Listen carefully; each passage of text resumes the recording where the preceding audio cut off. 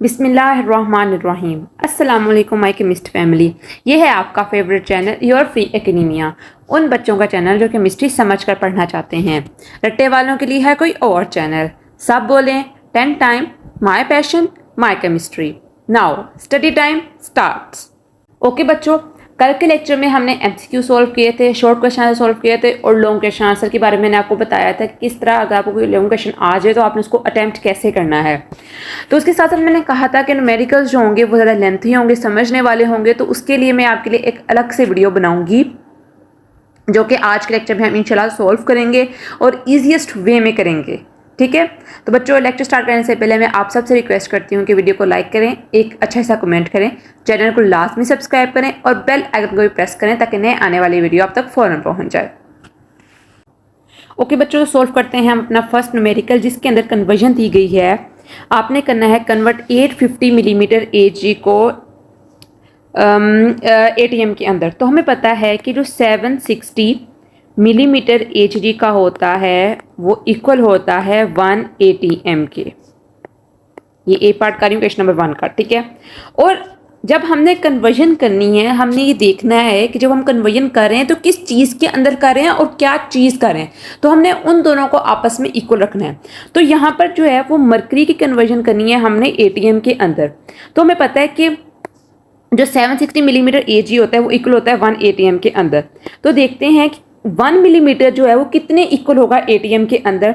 तो 1 millimetre Hg जो होगा वो इक्वल होगा 1/760। इसको ऐसे हमने डिवाइड कर देना है। अब क्वेश्चन में उन्होंने पूछा है 850 मिलीमीटर Hg को यहाँ पर लिखेंगे 1/760 मल्टीप्लाई बाय 850। आप इसकी कैलकुलेशन करो तो इसका आंसर आता है 1.18 ATM। ठीक है बच्चों, इस तरह करना है। मैं एक दफ़ा दोबारा आपको रिवाइज करा देती हूँ कैसे किया है कि हमें पता है कि जो 760 मिलीमीटर Hg का होता है वो इक्वल होता है 1 ATM के। रिस्पेक्टिवली हमें दिया क्या हुआ है 850 मिलीमीटर Hg। तो हमने उस बेस लेकर आने हैं कि किस तरह जो है वो मिलीमीटर Hg ATM के बराबर है। तो हमने जब प्रेशर के बारे में पढ़ रहे थे तब मैंने वहाँ पर आपको समझाया था कि कैसे 760 मिलीमीटर 1 ATM के बराबर होता है। तो जब 760 मिलीमीटर 1 ATM के बराबर है तो 1 मिलीमीटर कितने बराबर होगा। ये मैथ का बेसिक प्रिंसिपल है। जब एक चीज़ को दूसरे के इक्वल करते हैं तो ये वाली चीज़ जाके उधर डिवाइड हो जाती है। क्वेश्चन में क्या पूछा है 850 मिलीमीटर Ag। तो 850 millimetre Ag is equal to 1/760 multiply by 850। तो इस तरह हम इसको कैलकुलेशन को सोल्व करेंगे तो आंसर आ जाएगा 1.1 ATM। ठीक है बच्चों, सेकंड पार्ट देखते हैं 20500 पास्कल टू ATM। अब हमने क्या करना है, क्वेश्चन में गिवन क्या है, दो चीजें गिवन है, एक पास्कल गिवन है और एक ATM गिवन है। हमने क्या करना है 2050 पास्कल को कन्वर्ट करना है किसके अंदर, ATM के अंदर। तो इस क्वेश्चन के अंदर हमने फाइंड करना है कि किस वैल्यू के ऊपर पास्कल और ATM एक दूसरे के बराबर आते हैं। तो हमने जब पढ़ा था इस बारे में तो हमने देखा था 101325 पास्कल जो होता है वो इक्वल होता है 1 ATM के। सेम वैसे ही तो 1 पास्कल किसके बराबर होगा 1/101325 पास्कल के। और क्वेश्चन में क्या गिवन है ये यहाँ पर आ जाएगा। अब 20500 pascal is equal to 1/101325 multiply by 20500। आप इसकी कैलकुलेशन करो तो आंसर आता है 2.02 ATM। ठीक है, इस तरह कैलकुलेशन आप सिर्फ एक क्वेश्चन देखा करो, बाकी खुद सोल्व करने की कोशिश किया करो। ठीक है, सारे ना कॉपी कर लिया करो, इस तरह आपको समझ नहीं आएगी क्वेश्चन कैसे सोल्व करने हैं। ठीक है, ओके बच्चों, थर्ड क्वेश्चन देखते हैं 560 टो टू सेंटीमीटर Hg। अब देखो सेंटीमीटर और मिलीमीटर के अंदर 0.1 का डिफरेंस होता है। ठीक है, हमने कन्वर्ट किया था 760 मिलीमीटर Hg को 76 सेंटीमीटर Hg के अंदर। यहाँ पर 76 सेंटीमीटर आपको गिवन है। तो हम देखते हैं कि टोर और सेंटीमीटर Ag के दरमियान कैसे ये इक्वल होते हैं। तो हमें पता है कि जो 760 टोर होता है वो इक्वल होता है 76 सेंटीमीटर Ag के। ये कैलकुलेशंस के बाद आया जो हमने टेस्ट रिजल्ट में की थी वहाँ पर। ठीक है, तो 1 टोर कितने की इक्वल होगा 1 टोर इज इक्वल टू 76/760। क्वेश्चन में क्या आपको गिवन है क्वेश्चन में आपको 560 टॉर गिवन है, तो 560 torr is equal to 76 over 760 multiply by 560। आप इसको सॉल्व करो तो आंसर आता है 56 सेंटीमीटर एचडी। ठीक है बच्चों, very very simple and easy. एक स्टेप, एक मैं कहती हूँ एक फॉर्मूला आपको अच्छी तरह बैठ जाए ना ज़हन के अंदर, तो सारे के सारे न्यूमेरिकल सारी चीज़ें सॉल्व हो जाती हैं। आपके तो लेवल के न्यूमेरिकल्स इतने इजी हैं, ये तो मुफ्त के नंबर हैं आपके। ठीक है, ओके, लास्ट क्वेश्चन है क्वेश्चन नंबर 1 का, 1.25 एटीएम टू पास्कल। अब देखो, अब हमने देखना है एटीएम और पास्कल का भी इक्वल होते हैं, अभी पढ़ के हटे हैं।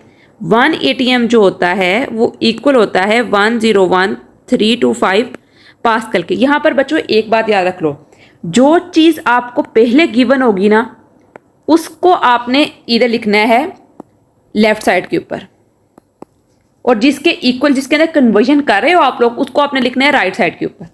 इस तरह आपको ज़्यादा जल्दी जो होगी कैलकुलेशन आसान हो जाएगी आपके लिए। ठीक है, अब हमें तो पता है जब हमने ये 2050 वाला क्वेश्चन किया था तो हमने क्या किया था, हमने इस पास्कल को लेफ्ट साइड पे ले आए थे और एटीएम को राइट साइड पे ले गए थे। उधर भी हमने यही करना था फाइंड।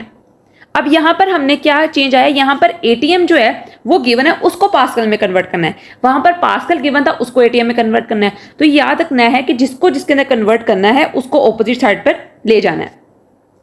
तो अब देखो 1.25 एटीएम है, 1 एटीएम तो इतने के बराबर होता है, तो 1.25 एटीएम कितने के बराबर होगा, 101.325 ओवर 1 मल्टीप्लाई बाय 1.25। पॉइंट खत्म करके अंदर नीचे 100 लगा लो, तो उसको सॉल्व करो तो आंसर आता है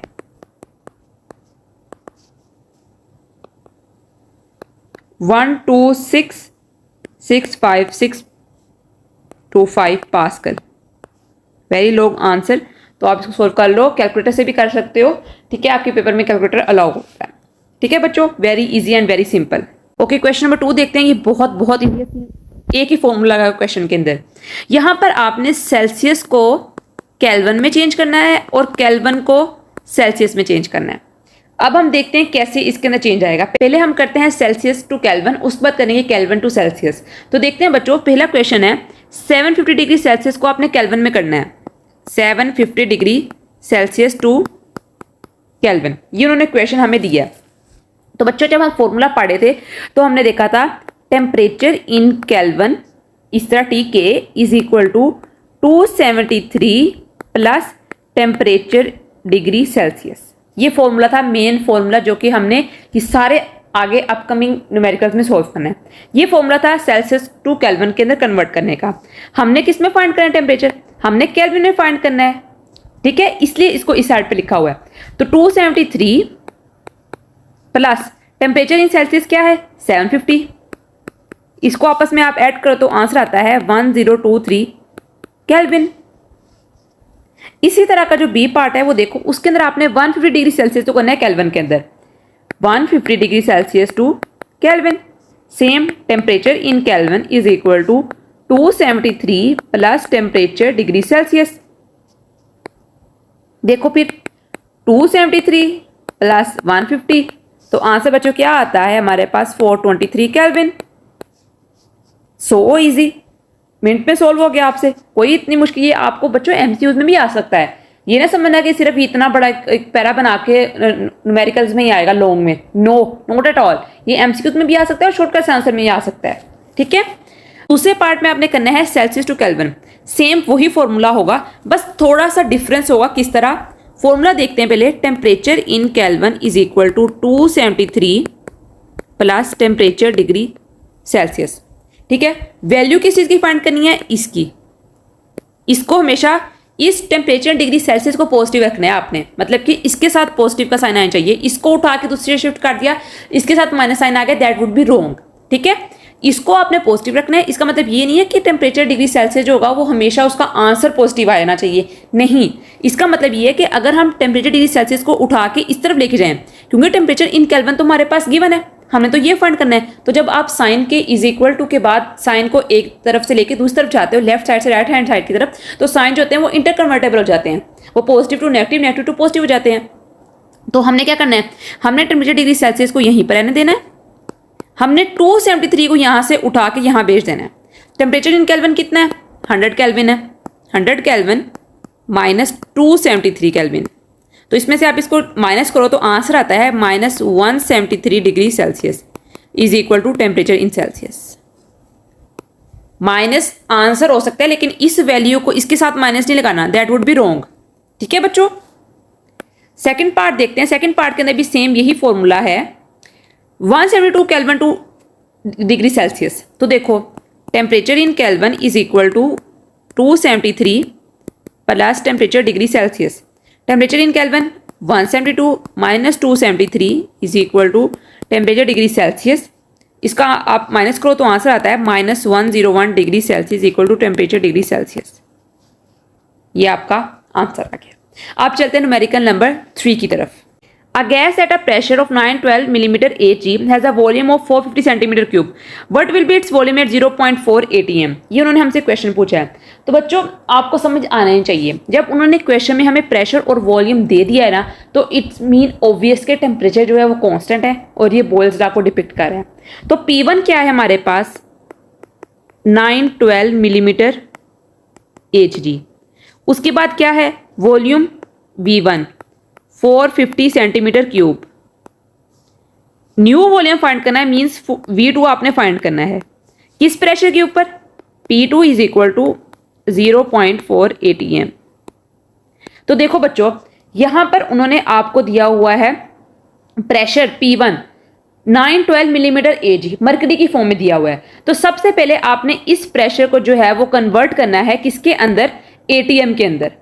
कैसे कन्वर्ट करेंगे हमें पता है, सेम वही प्रोसेस। 1 atm किसके बराबर होता है हमें पता है, 1 atm जो होता है वो होता है 760 मिलीमीटर Hg के बराबर। इसी तरह सॉल्व करेंगे ना, तो देखो कैसे सॉल्व करेंगे, इसको हम डायरेक्ट भी कर सकते हैं। 912 ओवर 760 के नीचे रखकर आंसर आ जाता है 1.2 atm का। अब ये P1 की हमारे पास वैल्यू है। अब हम लगाते हैं फॉर्मूला। फॉर्मूला क्या है, P1 V1 is equal to P2 V2। क्या फाइंड करना है हमने, V2। तो इसको हम इधर ही रहने देंगे, P1 V1 over P2 is equal to V2। P1 की वैल्यू क्या है, ये जो न्यू फाइंड की है ATM के अंदर 1.2 atm मल्टीप्लाई बाय V1 क्या है 450 सेंटीमीटर क्यूब और P2 क्या है 0.4 atm। तो यहां पॉइंट और इस पॉइंट से कट गया, यहां पर 12 हो गया, यहां पर 4। इसकी कैलकुलेशन करो तो आंसर आता है 1350 centimetre cube is equal to V2। जिस वैल्यूज के अंदर जिसके अंदर जो उन्होंने यूनिट्स क्वेश्चन में यूज किए होंगे ना, वही यूनिट्स आंसर में होने चाहिए। अगर उन्होंने V1 आपको 450 सेंटीमीटर क्यूब में दिया है ना, तो आंसर भी V2 जो होगा वो सेंटीमीटर क्यूब के अंदर ही आना चाहिए। ठीक है, ये ना यहाँ पर उन्होंने DM क्यूब दिया हुआ और आप सेंटीमीटर क्यूब में लेके आ रहे हो, दैट वुड बी रॉन्ग। ठीक है बच्चों, न्यूमेरिकल नंबर 3 में कहते हैं a gas occupies a volume of 800 centimetre cube at 1 atm। When it is allowed to expand up to 1200 centimetre cube, what will be its pressure in millimeter of Hg। अब उन्होंने हमसे mercury के अंदर उसका pressure पूछा है, मतलब कि ये क्या है कि आंसर जो आपका प्रेशर का आएगा वो ATM में आ सकता है, क्योंकि एक पार्ट जो है वो ATM में है, आपने उसको कन्वर्ट कर देना है किसके अंदर, मरकरी के अंदर। तो बच्चों इसलिए आपको ये कन्वर्जन आनी चाहिए, क्योंकि ये कन्वर्जन का आपको वो कह सकते हैं। ठीक है, जैसे इस क्वेश्चन में कह दिया, तो आपने कोशिश करनी है कि वो टेस्ट योर सेल्फ भी अच्छी तरह देख लो, जो मैंने करवाई आई थिंक सो 5.2 है वो या 5.1 है, तो आप वहां से वो अच्छी तरह समझो, उसके बाद इस न्यूमेरिकल सॉल्व करो, तो फिर आपको ये वाले लॉन्ग न्यूमेरिकल्स हल होंगे। ठीक है, तो अब देखते हैं क्या क्या गिवन है। अगर प्रेशर P1 देखें तो वो है 1 atm। P2 जो है वो तो हमने फाइंड करना है, V1 कितना है 800 सेंटीमीटर क्यूब और V2 कितना है 1200 सेंटीमीटर क्यूब। सेम वही कहानी, Boyle's law, P1 V1 is equal to P2 V2। क्या फाइंड करना है, प्रेशर P2, इसको यहीं रहने देंगे, इसको उठा के वहां ले जाएंगे V2 को, P1 V1 over V2 is equal to P2। ठीक है, अब सोल्व करो इसको, तो P1 कितना है 1, V1 कितना है 800 डिवाइडेड बाय V2 1200।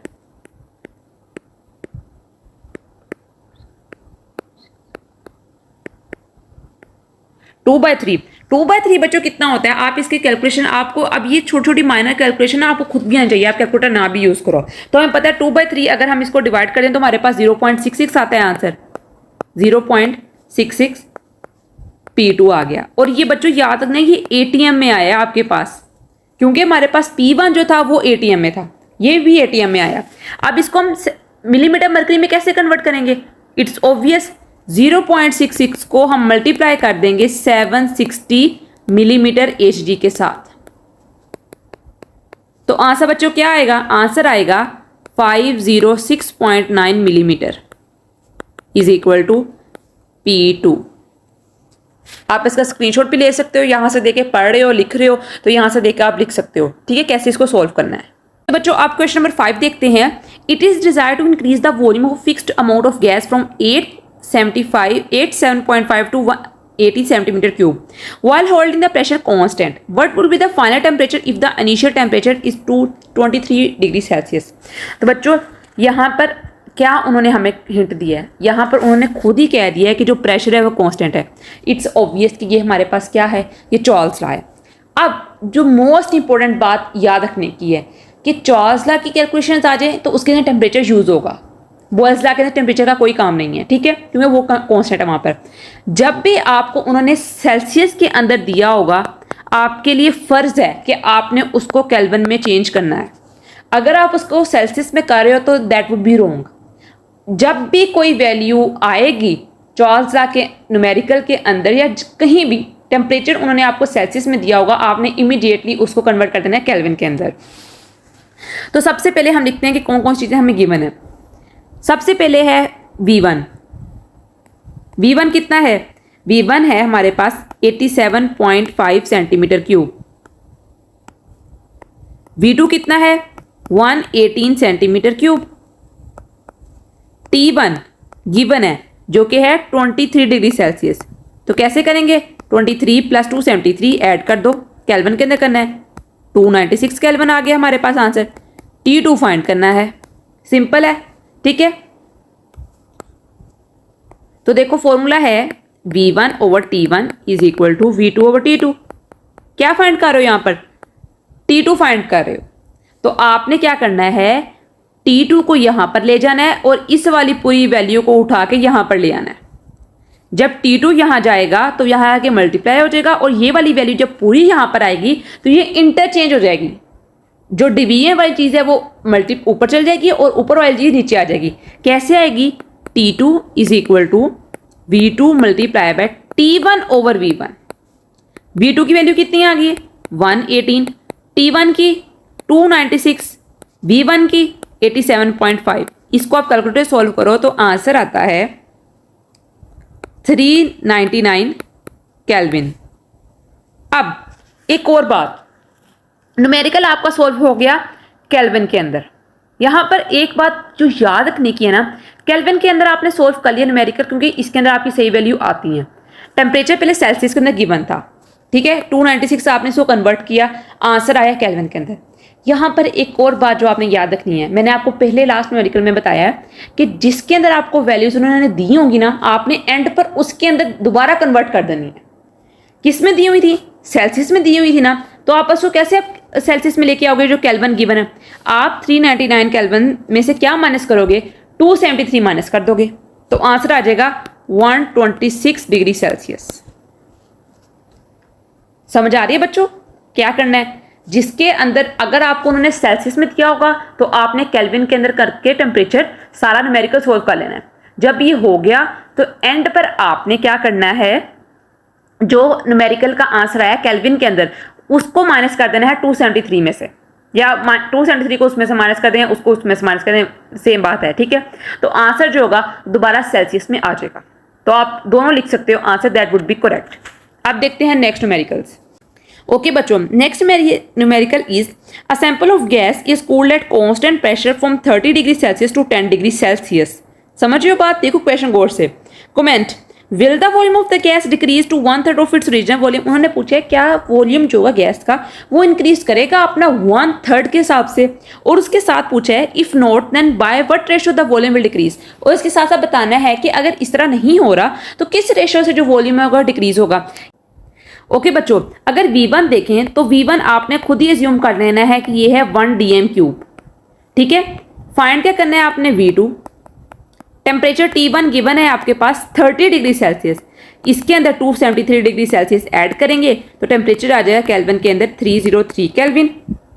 T2 क्या है 10 डिग्री सेल्सियस, इसके अंदर भी 273 ऐड करो तो टेम्परेचर आ जाएगा 283 केल्विन।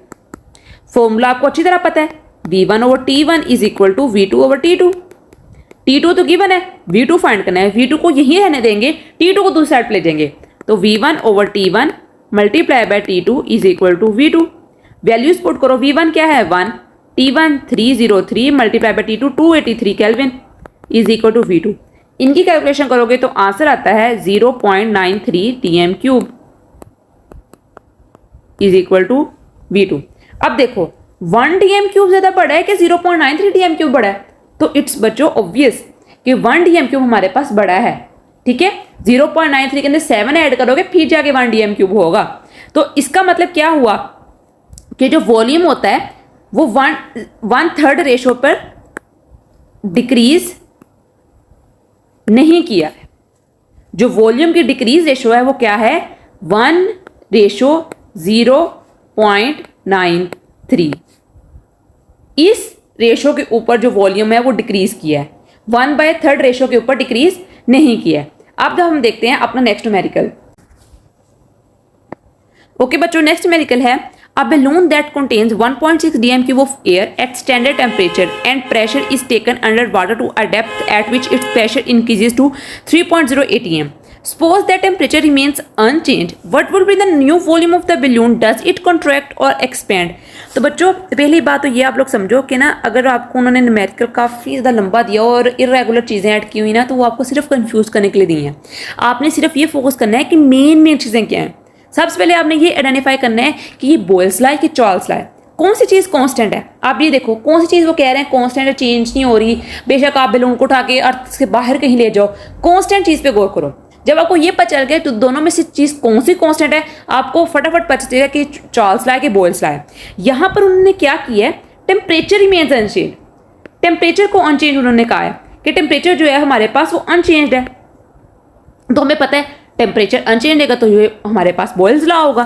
तो अगर वैल्यूज देखें V1 क्या है 1.6 dm क्यूब, V2 क्या है वही तो हमने फाइंड करनी है, P1 क्या है 1 atm, जबकि P2 क्या है 3.0 atm।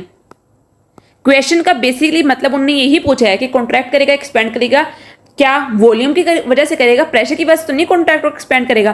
तो पता है बॉयल्स लॉ है P1 V1 is equal to P2 V2। V2 यहाँ पर फाइंड करना है हमने, P2 यहाँ पर मल्टीप्लाई हो रहा है, यहाँ जाके डिवाइड हो जाएगा, P1 V1 over P2 is equal to V2। Values put करो, P1 1 multiply by P2 3 over 1.6, V2 की वैल्यू आंसर क्या आता है बच्चों, आंसर आता है 0.53 dm क्यूब। तो बताओ बच्चों ये क्या करेगा, कॉन्ट्रैक्ट करेगा कि एक्सपेंड करेगा। बच्चों ये कॉन्ट्रैक्ट करेगा। क्यों कॉन्ट्रैक्ट करेगा, पहले तो इसका वॉल्यूम 1.6 dm क्यूब था, अब इसका 0.53 dm क्यूब हो गया, वॉल्यूम तो डिक्रीज कर गया। जब वॉल्यूम डिक्रीज करेगा इट्स ऑब्वियस जो बैलून होगा वो क्या करेगा, कॉन्ट्रैक्ट करेगा। अगर यहां पर होता 1.3 तो ये एक्सपेंड करेगा, वॉल्यूम इंक्रीज कर रहा है। अब ये नहीं हो रहा है ऐसा, अब क्या किया 0.53 dm क्यूब आया तो जो बैलून होगा वो कॉन्ट्रैक्ट करेगा। ठीक है बच्चों, ये बहुत ज़्यादा ना मतलब कि इजी क्वेश्चंस होते हैं, आपने बस इसको अंडरस्टैंड करना होता है कि किस तरह करके आप लोग इसको सोल्व करोगे। ठीक है, बेसिक बच्चे को पॉइंट पता चल जाए ना तो उसके लिए तो न्यूमेरिकल कुछ भी नहीं है, न्यूमेरिकल्स तो बहुत ईजी होते हैं। ये सिर्फ आपके प्री जो आपने कॉन्सेप्ट्स पढ़े होते हैं उन्हीं का एक तरह का टेस्ट होता है। ठीक है, ओके बच्चों, नेक्स्ट क्वेश्चन है the sample of gas neon gas occupies 75.0 centimeter cube at very low pressure of 0.4 atm. Assuming the temperature remains constant, what would be the volume at 1.0 atm pressure? तो बच्चों same numerical, बहुत easy numerical है।